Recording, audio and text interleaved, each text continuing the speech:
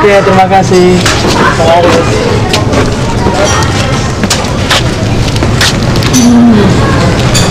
Aduh, cukup Pak. Ya lumayan. Bisa melukiskan ini nggak Pak? Ini Multatuli kan? Ya. Dia seorang pahlawan.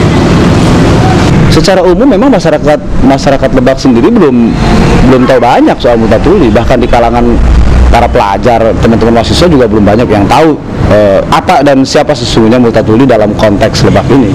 Tapi saya yakin ketika teman-teman mahasiswa, para pelajar tahu soal Multatuli itu siapa, Lebak pada waktu itu seperti apa, saya yakin nilai kebanggaan itu akan muncul. Saya yakin betul itu akan muncul. Nah, karena itu mungkin ke depan itu tadi, misalnya sekarang Pemda sedang mencoba membuat babon ya, buku sejarah Lebak, dan Multatuli pasti akan ada di bagian buku itu. Saya coba. Bisa Pak ya?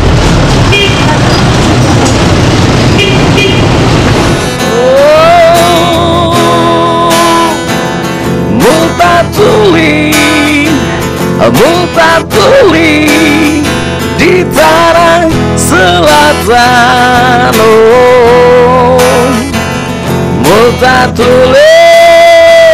Multatuli di tanah selatan.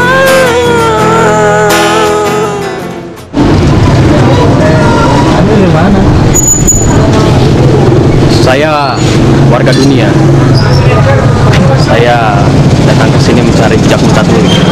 Secara umum ya, kalau kita bicara tentang sejarah Multatuli kan begitu, sejarah Multatuli. Jadi kami kalau yang menyampaikan untuk porsi siswa, memang Multatuli ini dipandang sebagai sosok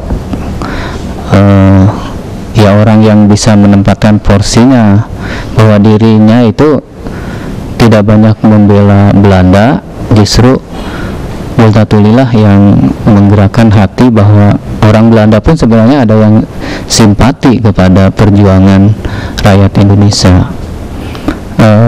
Hal ini bisa dibuktikan kan ketika ada semacam upaya-upaya dari ya katakanlah birokrat-birokrat pada waktu itu, katakanlah dalam tanda kutip, yang bergerak untuk menaungi masyarakat, justru pada waktu itu terhadap masyarakat malah ada penekanan-penekanan.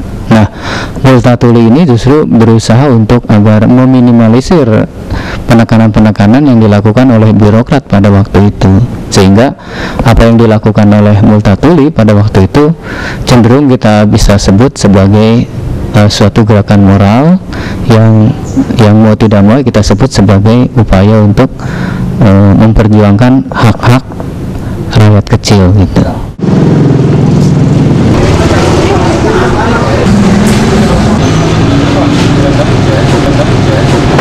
Oh, jadi Pak.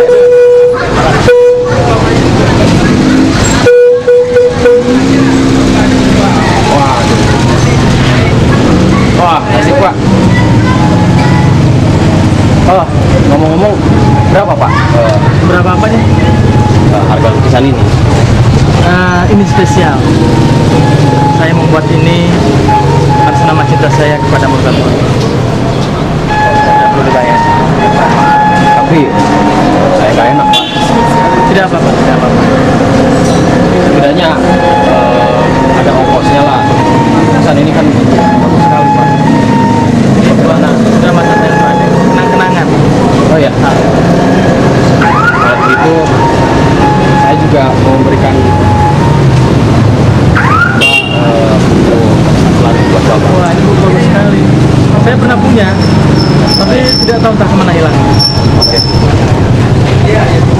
Dia seorang pahlawan. Ini akan saya baca.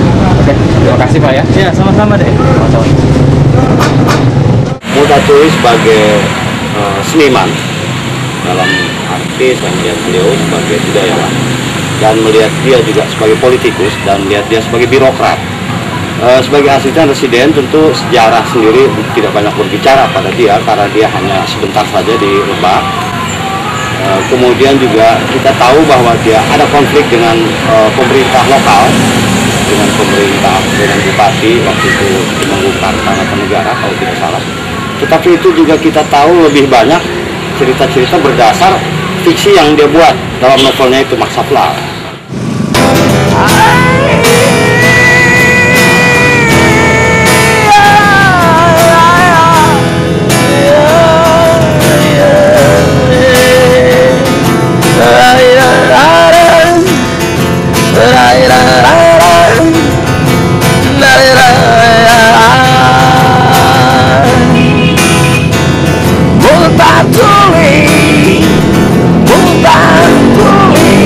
Saya tidak ingin terjebak pada pahlawan, tapi ada beberapa fakta bahwa Multatuli seorang manusia itu harus diakui.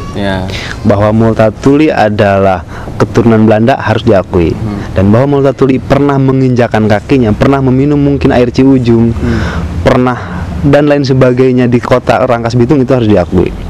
Dan bahwa Multatuli pernah mengangkat sebuah persoalan tentang ras Bitung itu juga harus diakui.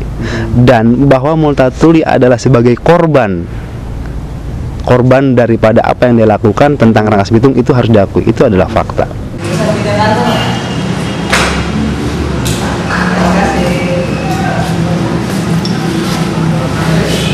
Ke kampung Multatuli, Pak. Di mana, Dek? Itu, Pak. Dalam aspek kemanusiaan, posisi Multatuli itu lebih cenderung membela kepada hak-hak rakyat bawah, itu kan, sehingga apa yang dikhawatirkan oleh rakyat haknya akan tidak bisa dipenuhi, mungkin dengan adanya Multatuli itu hak-hak rakyat akan terbangun kembali, meskipun Multatuli sendiri harus membayar mahal apa yang dia lakukan dengan membela rakyat dengan tidak bertugas secara lama di Banten ini, atau katakanlah menjadi residen Lebak gitu.